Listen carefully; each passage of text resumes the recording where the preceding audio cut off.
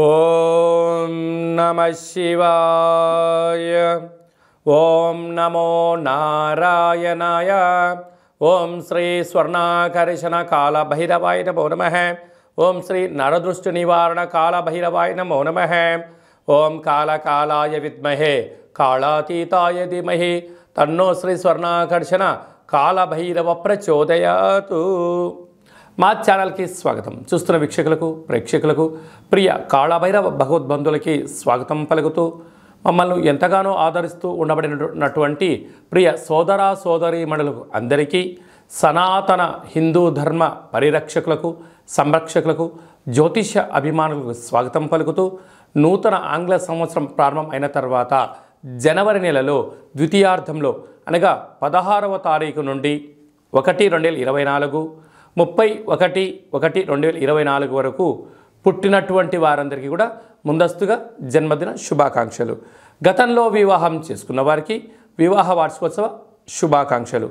ఆ యొక్క నరదృష్టి నివారణ కాళభైరవ స్వామి యొక్క ఆశీస్సులు అందరిపైన ఉండాలని, ఒక్కొక్క మాసంలో ఒక్కొక్క కాళభైరవుడు ఉంటాడు కనుక ఈ యొక్క పుష్యమాసంలో శుక్లపక్ష అష్టమి పూర్ణిమ సందర్భంగా శ్రీ క్షేత్రపాలక కాళభైరవ స్వామి వారి యొక్క ఆశీస్సులు అందరినీ చల్లగా చూడాలని, ఎవరైతే ఏ వృత్తులు అయితే చేస్తున్నారో విద్య ఉద్యోగ వ్యాపార వ్యవసాయ రాజకీయ సేవా రంగాల్లో ఉండబడినటువంటి వారందరికీ కూడా సకల అష్టకష్టాలు తొలగిపోయి అష్ట ఐశ్వర్యాలను ప్రసాదించాలని శ్రీ క్షేత్రపాలక కాళభైరవ స్వామివారిని, అందరిపైన నరదృష్టి నివారణ కలగాలని నరదృష్టి నివారణ కాళభైరవ స్వామివారిని వేడుకుందాం.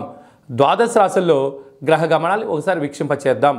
మేషరాశిలో గురు సంచార స్థితి, కన్యరాశిలో కేతు సంచార స్థితి, వృశ్చిక రాశిలో శుక్ర సంచార స్థితి, ధనస్సు రాశిలో కుజుడు మరియు బుధ సంచార స్థితి, మకర రాశిలో ఏడాది తర్వాత రవి సంచార స్థితి, కుంభరాశిలో శనేశ్వర స్వామివారు స్వక్షేత్ర సంచార స్థితి, మీనరాశిలో రాహు సంచార స్థితితో ద్వాదశ రాశుల్లో గ్రహ గమనాలు ఈ విధంగా ఉన్నాయి. 19వ తారీఖున శుక్ర భగవానుడు ధనుసు రాశిలోకి సంచార స్థితి ఈ విధంగా ఉంది.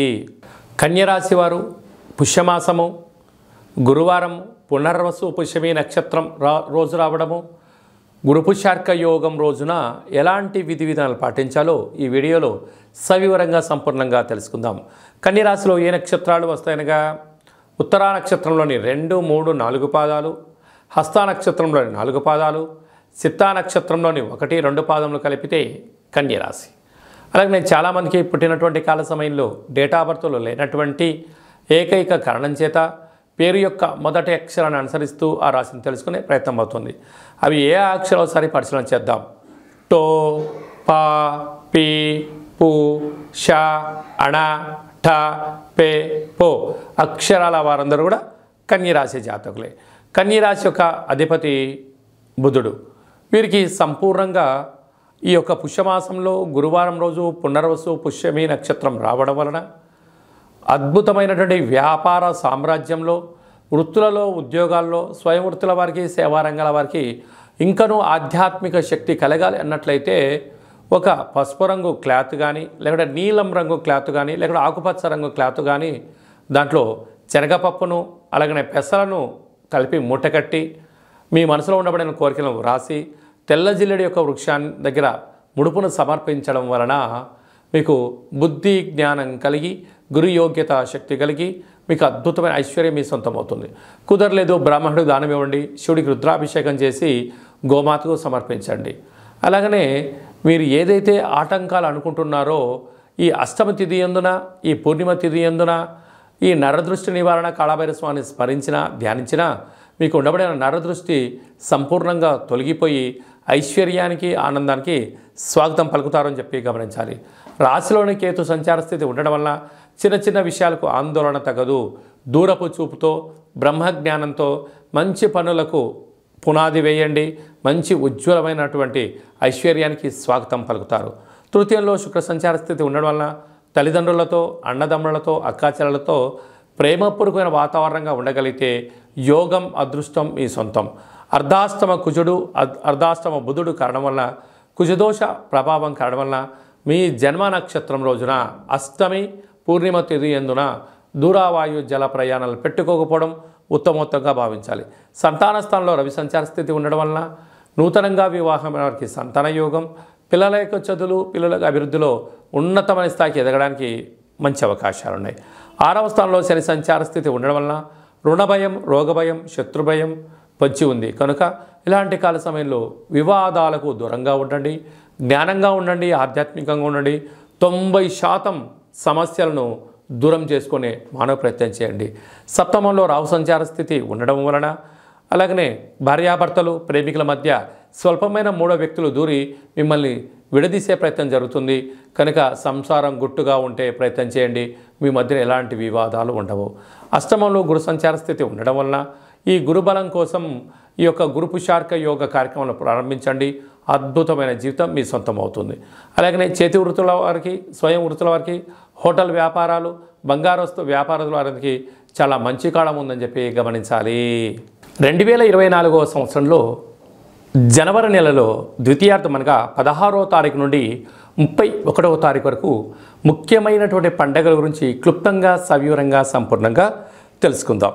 మనకు 18వ తారీఖున శుక్లపక్ష అష్టమి సందర్భంగా శ్రీ క్షేత్రపాలక కాళభైరవ స్వామివారిని, అలాగే 26వ తారీఖున పుష్యమాస పూర్ణిమ, పునర్వసు నక్షత్రము, పుష్యమీ నక్షత్రము రావడం వలన గురువారం రోజు పుష్యమీ నక్షత్రం రావడం వలన గురు పుష్యార్క యోగము అంటారు. అర్కము అనగా తెల్ల జిల్లేడు యొక్క వృక్షము కనుక ఆంగ్ల సంవత్సరంలో ప్రారంభ దశలో ద్వితీయార్థంలో ఉన్నాం కనుక మనమందరము కూడా తెల్ల జిల్లేడు వినాయకుడి దగ్గర, శ్వేతార్క గణపతి స్వామి దగ్గర దీపాన్ని వెలిగించడం వలన ఈ సంవత్సరం అంతా కూడా సకల అష్ట కష్టాలు తొలగిపోతాయని చెప్పి గమనించాలి. అలాగనే ఈ మనకు 2 గురువారాలు కానీ, పూర్ణిమ రోజు గురువారం రోజు కానీ ఒక పసుపు రంగు క్లాత్లో కానీ, టవల్లో కానీ శనగపప్పును బాగా ఉడకబెట్టి లేక నానబెట్టి అందులో మూట కట్టి ఒక 3 ఒత్తులను ఆముదంలో కానీ, కొబ్బరి నూనెలో కానీ నానబెట్టి ఇంటి యజమానికి, వాహనాలకు, ఫ్యాక్టరీలకు దిష్టి తీసి బయట వేయడం వలన నరదృష్టి, శత్రు ప్రభావాలు తొలగి గురు యోగ్యత కలిగి విద్య, ఉద్యోగ, వివాహ, సంతాన, రాజకీయ, సేవారంగ కార్యక్రమాలు, రాజకీయ రంగ కార్యక్రమాల్లో అద్భుతమైన గురు యోగ్యత కారణం చేత మీకు రాజసన్మానం జరుగుతుందని చెప్పి గమనించాలి. మనం ఇంకనూ జనవరి నెలలో ద్వితీయార్థంలో అద్భుతమైన విజయాలు సాధించగలగాలి అన్నట్లయితే ఈ యొక్క పాత్ర కంచు పాత్ర, ఈ యొక్క పాత్రలో మనం 12 రాసులను అచ్చు వేయడం జరుగుతుంది.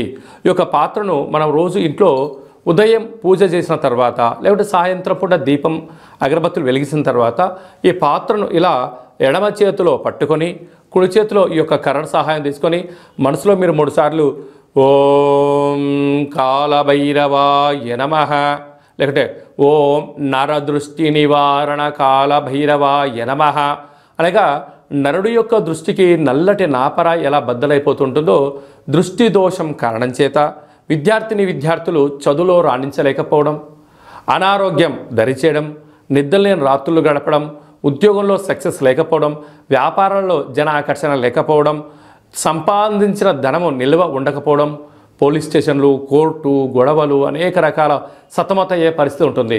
అలాగా మనము ప్రతిరోజు సూర్యోదయం నుంచి సూర్యాస్తమయం వరకు నిత్యము మనం ఏదో పనులు చేస్తూ ఉంటాం.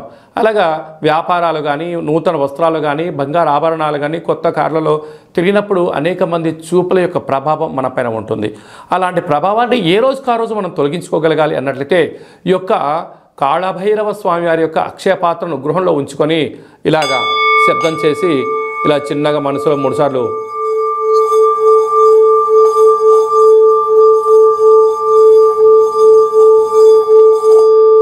అలాగా ఓం నరదృష్టి నివారణ కాళభైరవాయ నమః అనేటువంటి మంత్రాన్ని 12 సార్లు ఉచ్చరింపజేయడం వల్ల ఈ యొక్క శబ్ద తరంగాల వలన మానవుని శరీరంలో ఉండబడినటువంటి మూలాధార, స్వధిష్టాన, మణిపూర్వక, విశుద్ధ, అనాహత, ఆజ్ఞ చక్రాలు వికసింపచేసి దురదృష్టము దూరమైపోయి అదృష్టం మనకు కలుగుతుంది. అందుకే అపాయంలో గొడుగులాగా, అష్టైశ్వర్యాలలో మనకు అంబారీ వాహనంలాగా కాళభైరవ స్వామికి ఆశీస్సులు ఉంటాయని చెప్పి గమనించాలి. ఇంకను మన వ్యక్తిగత జాతకం తెలుసుకోవాలనుకుంటున్నారా?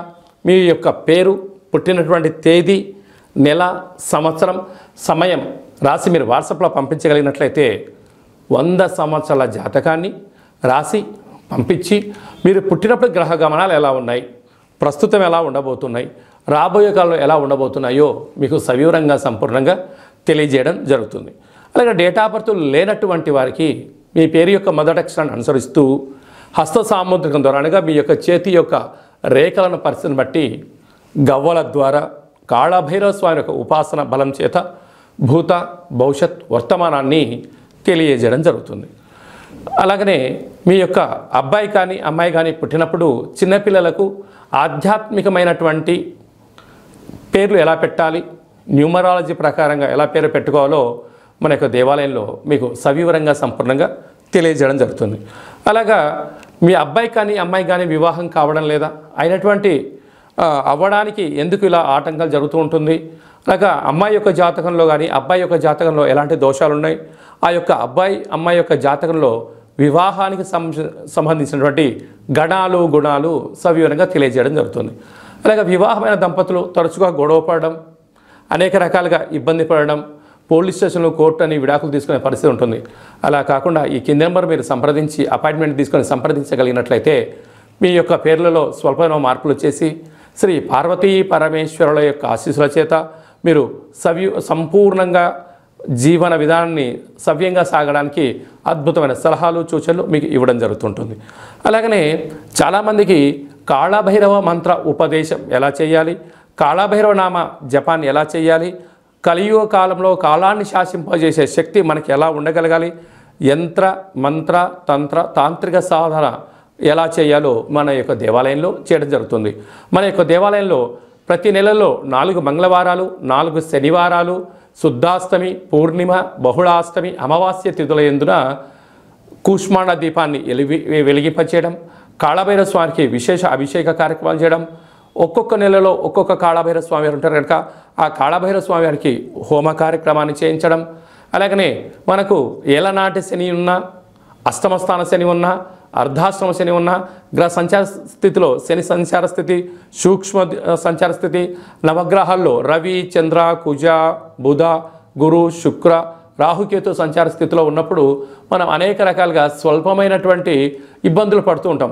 ఈ యొక్క ఇబ్బందులను సంచిత, ప్రారబ్ధ, ఆగమిక అనే కర్మలను మనము కాళభైరవ స్వామి యొక్క హోమాన్ని చేయించి మీకు నరదృష్టిని తీయించేసి ఈ యొక్క కర్మను ఈ యొక్క కాళభైరవ సాధకులకు భిక్షగా భోజనాన్ని ఏర్పాటు చేయడం వలన మన యొక్క కర్మను స్వామివారి దగ్గర ప్రసాద రూపంలో ఏర్పాటు చేయడం వలన మనము సంపూర్ణమైనటువంటి అష్ట కష్టాలకు స్వస్తి పలికి నూతన సువర్ణ అధ్యాయ జీవితానికి స్వాగతం పలకడానికి కాళభైరవ స్వామి యొక్క భిక్ష చాలా అద్భుతంగా ఉపయోగపడుతుందని చెప్పి గమనించాలి.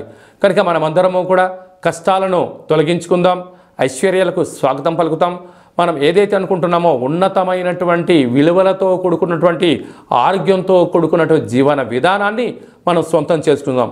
కనుక కాళభైరవ స్వామి యొక్క ప్రసాదాన్ని దానం చేద్దాం, కర్మను దానం చేద్దాం, అదృష్టాన్ని స్వీకరించాలని చెప్పి ఎవరికి ఎలాంటి అష్ట కష్టాలు లేకుండా అందరికీ అష్టైశ్వర్య ప్రాప్తిని కలిగించాలని కోరుకుందాం. కనుక ఆసక్తి గలవారు ఈ కింద సంప్రదించి కాళభైరవ స్వామి యొక్క పూజా విధానంలో పాల్గొనండి. అందరికీ అష్టైశ్వర్యాలు ప్రసాదించాలని నరదృష్టి నివారణ కాళభైరవ స్వామిని వేడుకుందాం. అందరిపైన స్వామి యొక్క ఆశీస్సులు ఉండాలని, చల్లని చూపులు చూడాలని ఆశీర్వదించమని వేడుకుందాం. ఓం శతమానం భవతి శతాయు పురుష సతేంద్రియ ఆయుష్యేవేంద్రియే ప్రతిష్టతి ధనం ధాన్యం బహుపుత్రలాభం శత సంవత్సరం దీర్ఘమాయు సర్వే జనా సుఖినో భవంతు లోకా సమస్తా సుఖినో భవంతు. సర్వం శ్రీ నరదృష్టి నివారణ కాళభైరవ దేవతార్పణమస్తు. హరి ఓం. ఈ వీడియో మీకు నచ్చినట్టయితే లైక్ చేయండి, షేర్ చేయండి, మా ఛానల్ని సబ్స్క్రైబ్ చేసుకోండి. నేను చేస్తున్న వీడియోలో మీకు ముందస్తుగా నోటిఫికేషన్ రావాలన్నట్టయితే గంట సింబల్ ప్రెస్ చేయండి, ఆల్ అనే బటన్ తెలియచేయండి. ఎవరైనా మన క్షేమాన్ని కోరుకుంటున్న వాళ్ళైనా అంటే మనం ఎవరి క్షేమాన్ని గురించి ఆలోచన చేస్తున్నట్లయితే ఈ యొక్క ఆధ్యాత్మికమైనటువంటి భక్తి సమాచారాన్ని వాళ్ళకు తెలియచేయండి. కాళభైరవ స్వామి ఆశీస్సులు పొందండి.